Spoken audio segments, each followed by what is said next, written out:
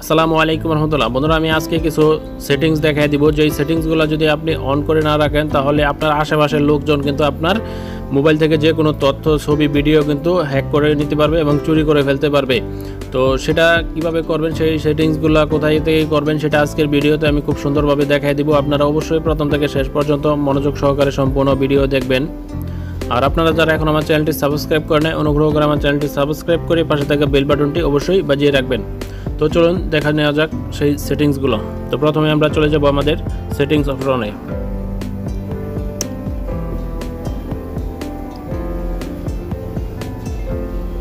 সেটিংসে আসার পরে এখানে দেখুন লক স্ক্রিন, এই অপশনটাতে চলে যাবেন। তারপরে দেখুন সিকিউর লক সেটিংস, এই অপশনটাতে চলে যাবেন। তারপরে আপনার মোবাইলে প্যাটার্ন থাকলে প্যাটার্ন দিবেন, পাসওয়ার্ড থাকলে পাসওয়ার্ড দিবেন, আপনারা এখানে দিয়ে দিবেন। তারপরে দেখুন এখানে কিছু সেটিংস আছে, এই সেটিংসগুলো আপনার অন রাখতে হবে এবং কিছু অফ রাখতে হবে। তো দেখুন উপরে প্রথমে যেটা মেক প্যাটার্ন ভিজিবল, এই অপশনটা আমি অফ রাখছি। এই অপশনটা যদি আপনি অন রাখেন তখন আপনি যখন প্যাটার্ন লক খুলবেন, দেখা গেছে আপনি কারোর সামনে প্যাটার্ন লকটা খুলছেন কিংবা কেউ আপনাকে ফলো করতেছে আপনার প্যাটার্নটা চুরি করার জন্য, তখন এটা যদি অন রাখেন তখন কিন্তু সহজে কিন্তু বুঝে ফেলবে।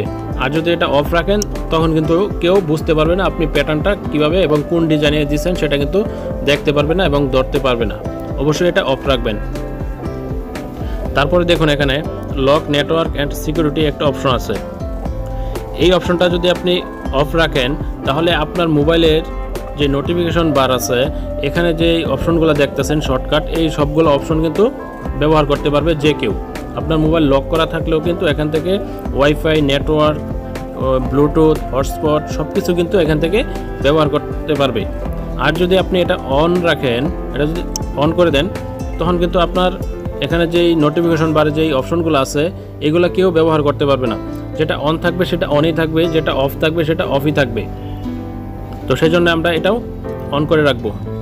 এখানে শো লকডাউন অপশন, এটাও আমাদের অন রাখতে হবে।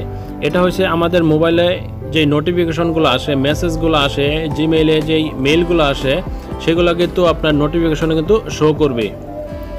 তো আমাদের যদি গুরুত্বপূর্ণ এবং ইম্পর্ট্যান্ট কোনো মেসেজ কিংবা জিমেইল, ইমেল পাঠাই তখন কিন্তু আমাদের উপরে শো করবে। আমাদের মোবাইল লক করা থাকলেও কিন্তু উপরে শো করবে।